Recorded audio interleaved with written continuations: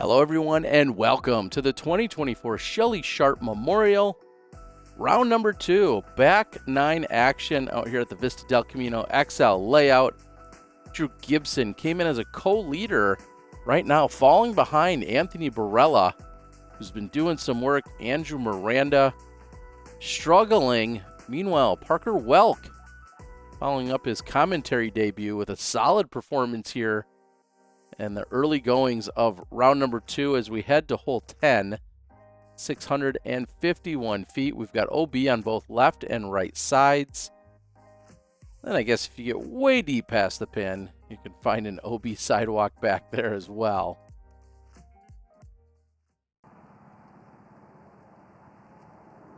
Andrew with the honors. And my favorite play here, seeing the roller.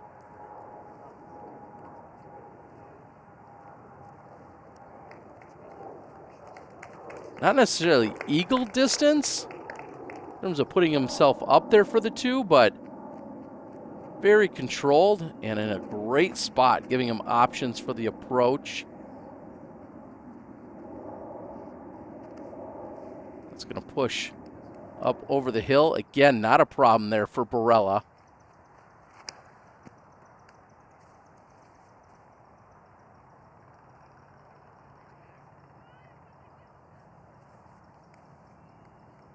Has a late comeback. He won't be far from where he was in round number 1. However, he was flirting and actually had gone out of bounds now that I think about it. So he's going to be safe of the OB, but still coming from a similar direction.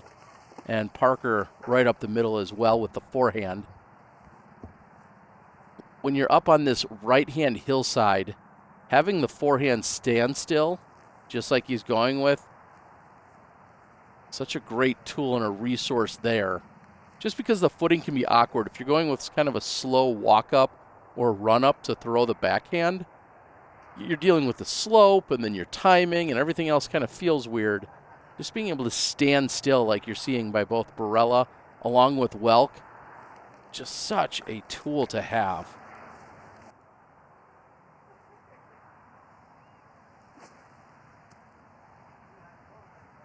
Easy standstill approach there for Drew Gibson, giving him plenty of options. However, he leaves it short.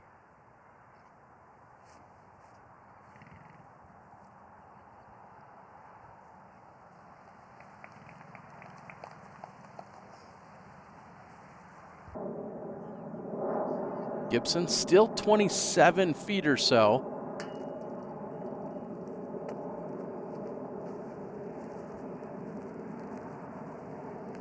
Looking frustrated, understandably. He's really struggled on the front 9 in terms of finding his putting stroke. He's even through, well, now what will be 10 holes. And falling off the pace.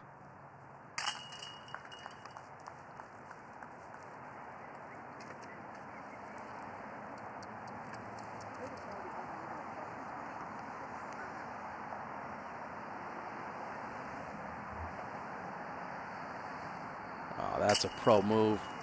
Barela just holding still as he knows one of his competitors is lining up for his putt. Didn't want to move anything around in his bag or make any sudden movements.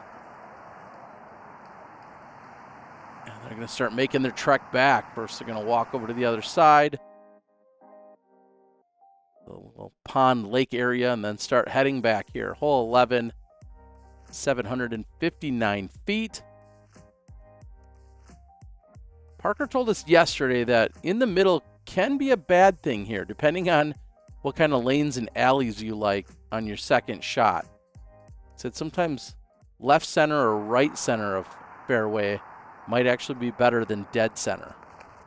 I'm paraphrasing. He didn't say that many words.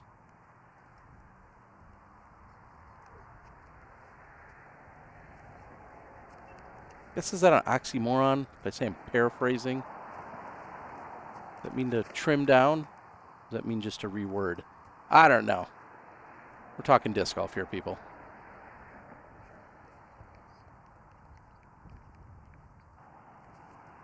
Heiser's the language of one Anthony Barela. And a very different look as Parker's going to flirt with the left side out of bounds, but it looks like it checks up safe. Probably about 10, maybe 12 feet off of the sidewalk still. Gibson.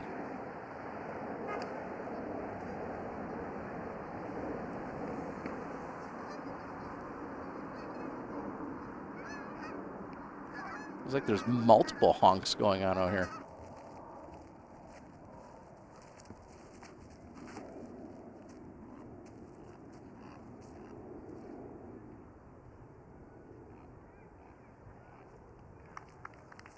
The putter second shot. Oh, this needs to sit down, and then it catches edge. No chance of that staying in bounds. There won't be a conversation like you guys saw for the Big Arm Challenge. There won't be a rules discussion over there as to if that's out. It's clearly on or over the path. Don't hit that. Thank you. Parker calling his shots out there halfway through. In great position for birdie. Here's Drew.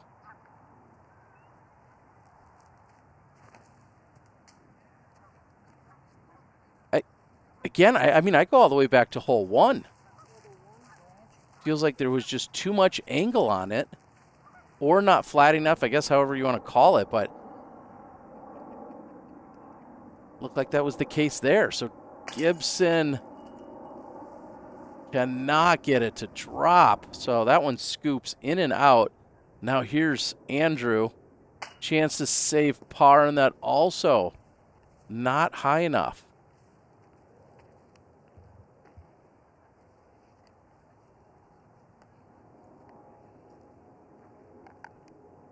So with card mates looking to possibly pick up bogeys here at best, at least from Andrew along with Drew,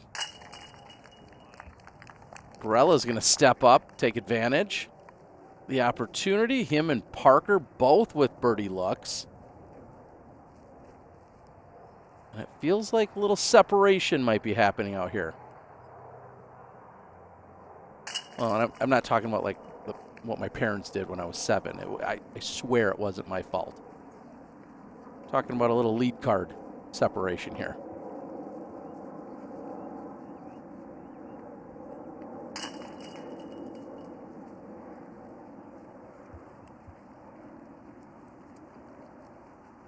You know, I discussed it yesterday too, just motions and body English and kind of overall feel and vibe.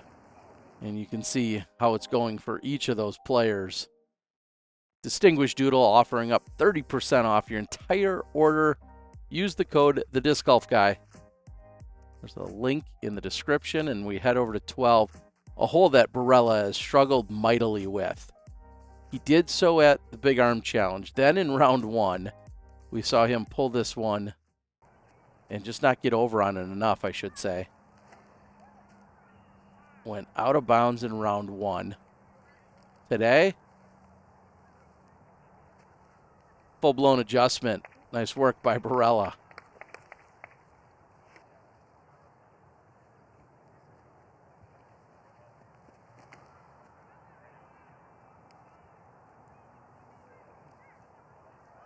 Flexing, trying to fight back. The question is, does that leave him in territory to run it?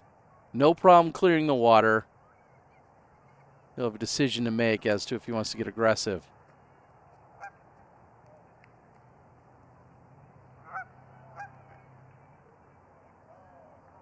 Comes in short, and the spotter,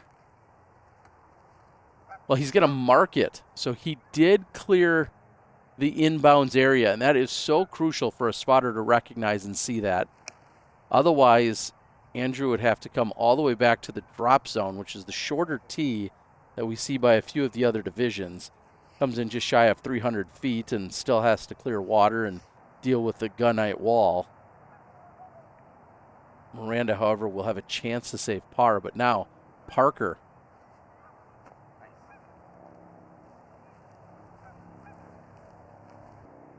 That look non-committed.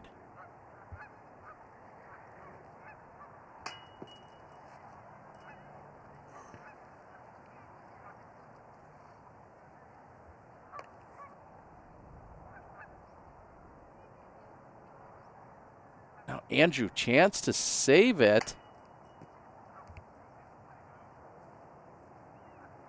Not quite dialed today.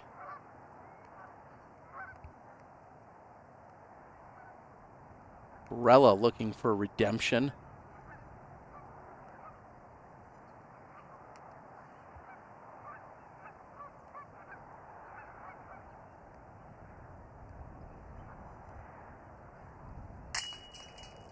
He gets it.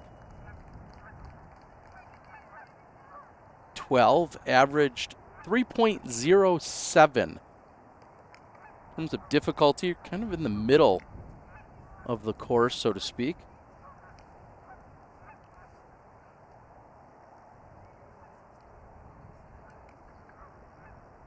At 25% of the field carding birdies.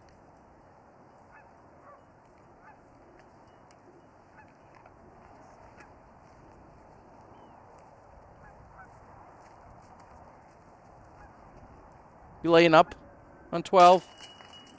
Or are you going for that 427-foot uphill shot over the water, over the gunite? Or do you just play up to the right side and try and get up and down and save a 3 that way? There's a good question for you in the comments.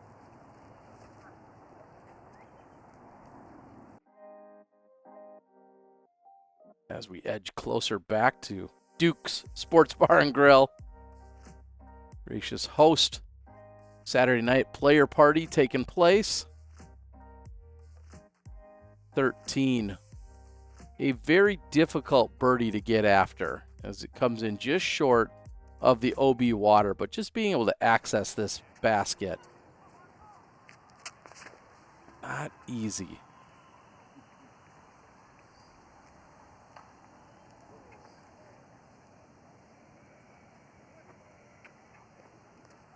Barela's caught up short. Often that will lead to an immediate layup. We'll see what he does. And then Parker going up the middle. Not going with the big power hyzer. He too gets hung up short.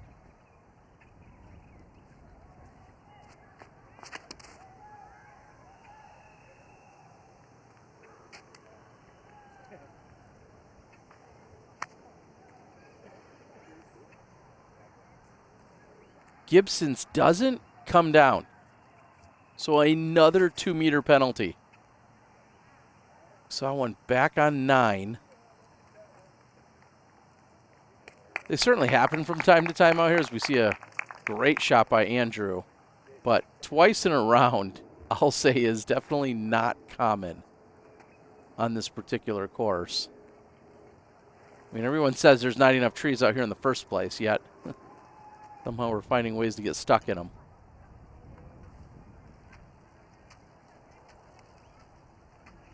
First hint of wind.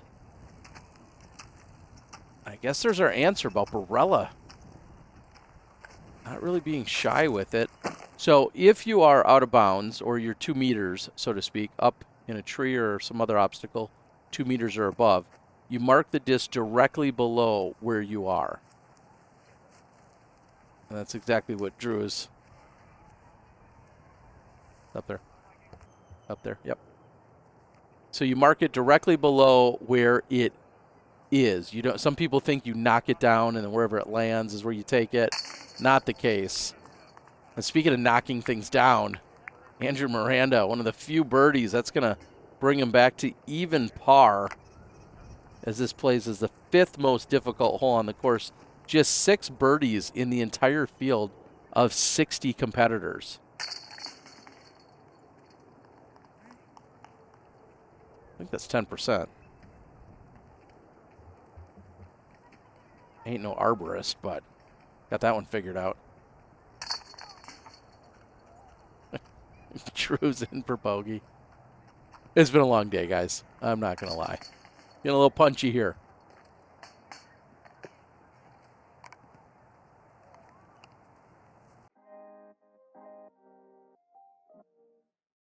any disc shipping supplies or needs, I got you covered. Yes, I actually have those boxes made up. They're specific to fitting discs and not only protecting them, but doing it at the cheapest possible rates inside a cardboard box. Usually sell them in 100 count packs. Reach out to me. Even when I'm out of town, I can get that order fulfilled and delivered to you. Also offer up 2 and 4 mil protective bags that a lot of people will put their discs in before they put them in the box. You guys know what the steps are, though. Miranda kicks back inbounds. He's safe. AB, just about 60% power, maybe. That one's low. See the chase card up ahead.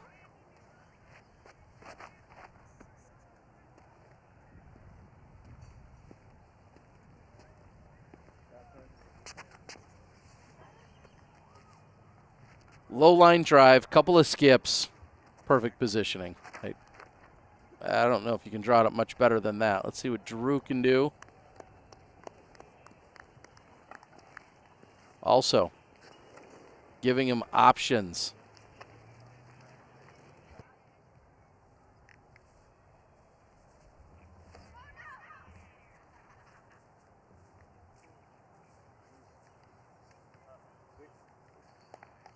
Beautiful. Nice late turnover there by Andrew Miranda. Or gentle turnover, I should say, the whole way, really. And that comes up just short of catching some metal.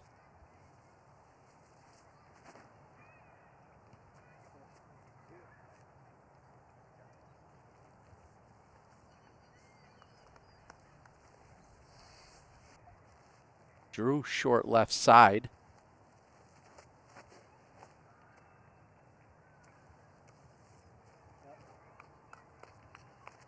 Like a surgeon out there. Not a problem for Welck. 29 feet or so for Gibson. His miss has been often short and left. Kind of scooping in and out. And this time, right side. So putter not nearly as hot as we saw it during the opening round.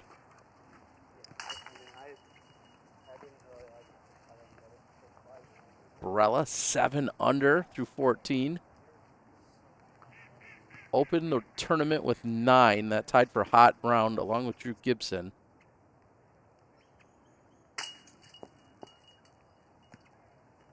And that looked tentative, not confident.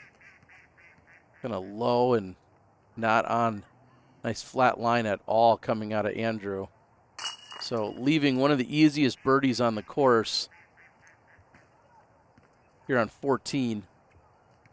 Just a must-get birdie. Yesterday played as the second easiest hole out here. And we'll see the tap in there from Parker taking full advantage. I said it earlier, Barela and Parker trying to pull away from the rest of the group. We'll see who else is chasing out there. Hole 15, 741 feet. You really don't want to be tight to this left side because the more you're out here to the right, the more you're going to play out and around. Usually you wouldn't take this line that we are going through right there. And then you do have to be concerned with the sidewalk that's just deep and left of the pin.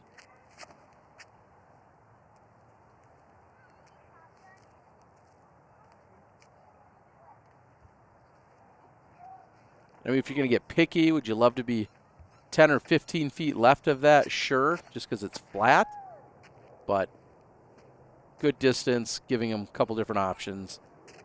And similar result there for Parker.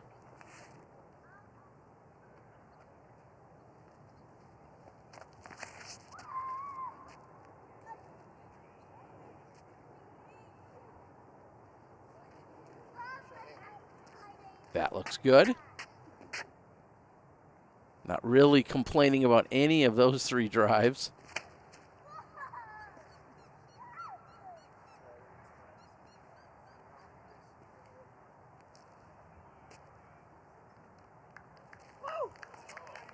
And Drew with the full flex. So similar, but better than the other three. See, even as Parker's kind of going down that slope, it just really can mess with your release. Some of your timing, you're worried about how your hips are lining up, exactly when you're letting go. Here, if you let go too early or with too much angle, it could very easily carry out of bounds to the left side. Going way up and over. Oh, and it nails the tree. What a nasty roll. That's come back at least 75 feet. The group doesn't even believe it. Robbing Barela of what would have been a relatively short look at birdie. And now well out of position as we see Miranda having no problems with his approach.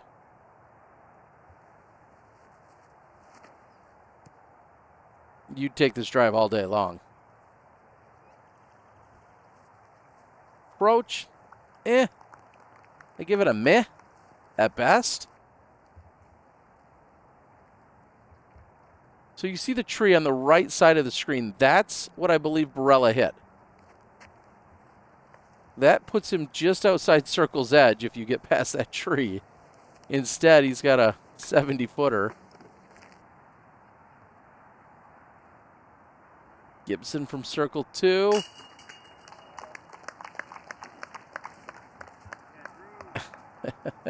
Putting the hands up. Getting the jumper to drop.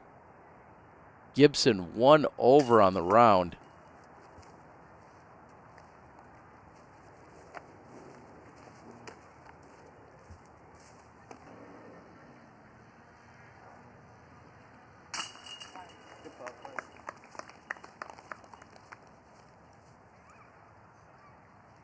Parker continues to charge. He's 6 under.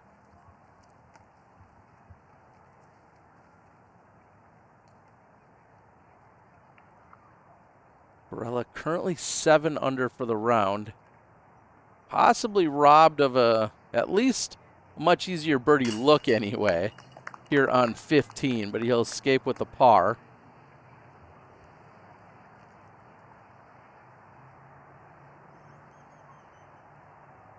Make sure you guys do all the YouTube things. I'll tell you now. Like, share, subscribe is that one's left side. Corner pocket just barely in. Trying to push to that 100,000. Once I get there, I'll go back 2 months from that date of when I hit 100,000. And if you were a Patreon supporter 2 months prior to when I hit 100,000, 2 months or longer ago than that, I'm looking to send out a free disc, free of charge. Just all you had to do is support me 2 months prior to getting to 100,000 subs. That could come any day, could be months, could be years, who knows? Told you earlier, I'm not an esthetician.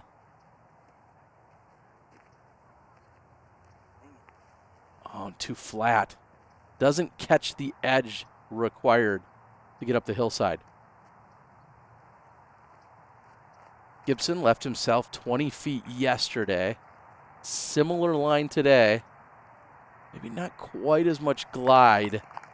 And this time he'll be about 35 feet, maybe 38 feet.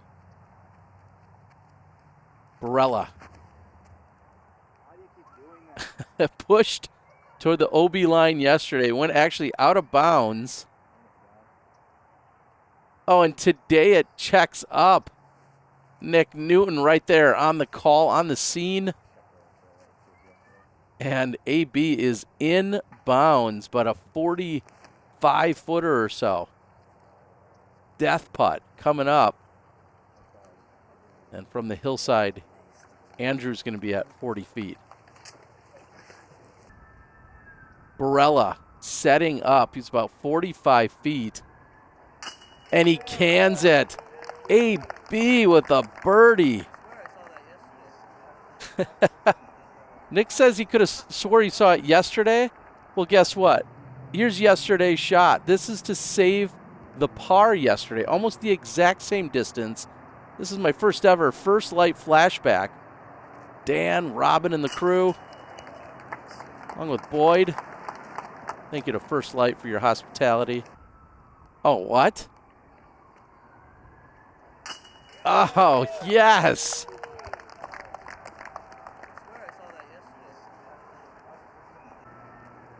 And with all the commotion, Andrew just gets up there and pitches right next to the pin.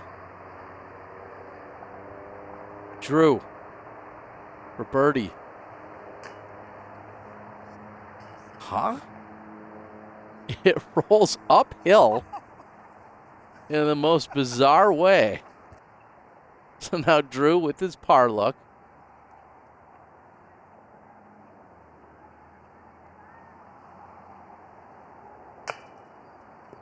Oh, no. I think we know. Oh, does it have a chance? No. Out of bounds for Gibson. So, of course, he can re-putt from where he was, or he could go from where he was last in bounds. And Gibson, before that one even stops rolling entirely, he's up there and ready to putt again. So as we were following it, Gibson actually went ahead and putted out. And Andrew did the same for his par. Big shout out to Dietrich Creative Design. Make sure you reach out if you have any disc golf course design needs. The link is in the description below, especially in the Arizona area. I know he's been working with Avery Jenkins and a few others in terms of getting more courses designed and developed. Here we are on 17.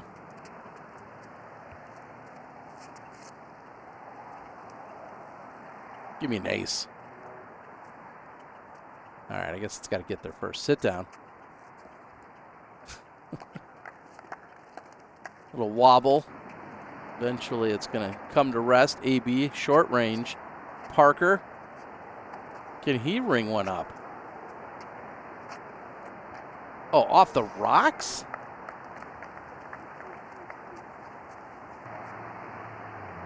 Somebody would make a cheesy joke about it being the margarita shot. It's on the rocks. Off the rock. I don't know. No, I wouldn't make that terrible joke. But Andrew's going to have no problem making that putt right next to the pin.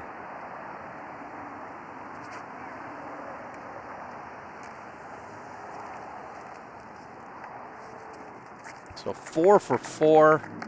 Everybody on the island. Kind of what you would expect out of lead card here. Easiest hole on the course statistically. Heck, I'd birdie this one. Every 5 tries. Barela, birdie. I'm not getting bored with it. I love birdies. Gibson's struggled, but not that much. He's got it. And the slam dunk by Andrew. So star frame. I even heard a yippee.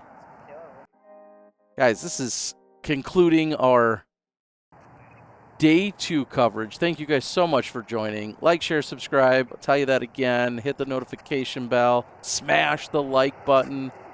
Again, all the YouTube things as AB spiking it in and gets it to check up. A little reverse spin on the dance floor.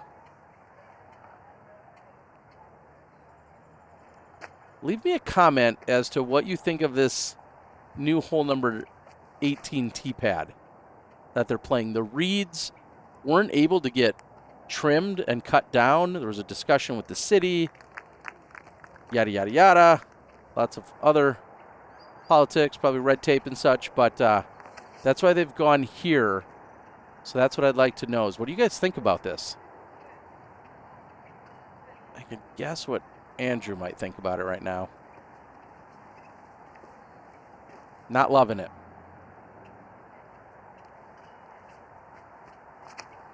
And of course, Sunday's final round action will be coming to you guys.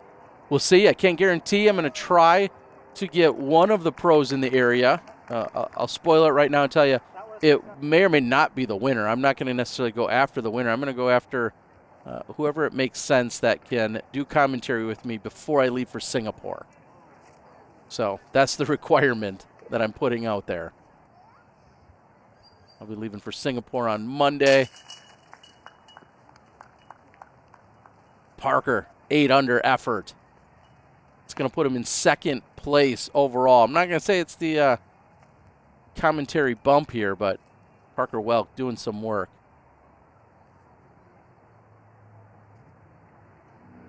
Big shout out to Tyler and Spicy Boy, along with Marty and the entire cast and crew of just unbelievable Arizona golfers and hosts that help make every one of my visits so incredible. Crew over at First Light, as I said before, Pat Perman, the Yulee family, always so gracious, Ricky and crew, and I could go on and on and on. And then, of course, all the tournament staff, everybody that does work over there at Spinners. You guys are incredible. And we're going to take a quick look at the scores before we cut out, but Championship Sunday is right around the corner. Your lead card will be Barela, Welck, Green, and Mahala, if you hear me. I'm the Disc Golf Guy. That's round 2 at the Shelly Sharpe Memorial, presented by Spinners on the Green. We'll see you tomorrow.